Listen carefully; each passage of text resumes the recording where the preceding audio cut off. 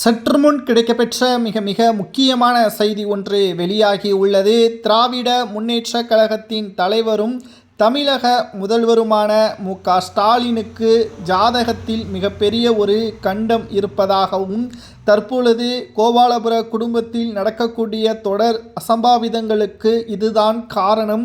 அடுத்து மு.க.ஸ்டாலின் அவர்களுக்கு எதுவும் ஆகிவிடக்கூடாது என்றால் அவர் அரசியலில் இருந்து ஓய்வெடுக்க வேண்டும் என்று பிரபல ஜோதிடர் தற்பொழுது கூறியுள்ளார். அதாவது இது ஸ்டாலின் தரப்பிலிருந்து வெளியாகவில்லை, பிரபல ஜோதிடர் தற்பொழுது வெளியிடப்பட்டுள்ள செய்தியை தான் நாம் பார்த்து வருகிறோம். ஏனென்றால் சமீபத்தில் தான் மு.க.ஸ்டாலின் அவர்களது சகோதரர் மு.க.முத்து அவர்களது மறைவும், அதற்கு முன்பாக கோபாலபுரத்தில் குறிப்பாக மு.க.ஸ்டாலின் அவர்களது தாய்மாமா மறைவும் சோகத்தில் குடும்பமே மூழ்கியது. இதற்கு காரணம் தொடர்ச்சியாக கோபாலபுரத்தில் நடக்கக்கூடிய அசம்பாவிதங்கள் தான்.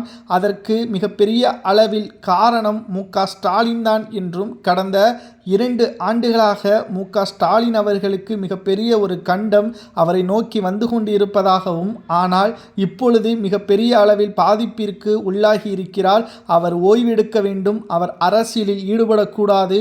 அப்படி அவர் ஈடுபட்டால் அவருக்கு நிச்சயமாக மிக மோசமான நிலைமை உருவாகும் என்று பிரபல தனியார் ஜோதிடர் ஒருவர் தெரிவித்திருப்பது அரசியல் வட்டாரத்தில் பரபரப்பை ஏற்படுத்தியுள்ளது.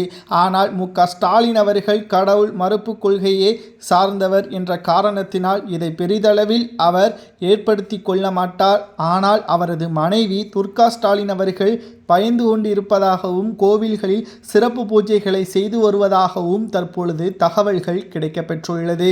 மேலும் மு.க.ஸ்டாலின் அவர்கள் மருத்துவமனையில் இருந்து கொண்டே சில முக்கியமான நிகழ்வுகளை நடத்தி வருவதாகவும், முக்கிய டாக்குமெண்ட்டுகளில் கையெழுத்திட்டு வருவதாகவும், முழு அதிகாரங்கள் எனக்குத்தான் இருக்கிறது என்பதற்கேற்ப அவர் வீடியோ மூலமாக நம்மால் பார்க்க முடிகிறது. ஆனால் அவர் களப்பணிகளை ஆற்ற முடியாது, பயணங்கள் மேற்கொள்ள முடியாது.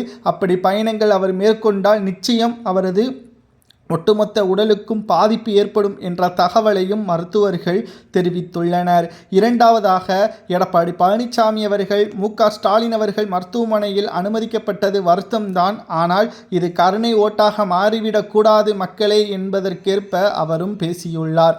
2 பக்கம், ஒரு பக்கம் ஜாதகத்தில் கண்டம் என்று கூறி வருகிறார்கள், மறுபக்கம் அனுதாப ஓட்டுக்களை பெறுவதற்காக நாடகமாட தொடங்கிவிட்டார் ஸ்டாலின் என்றும் கூறி வருகிறார்கள்.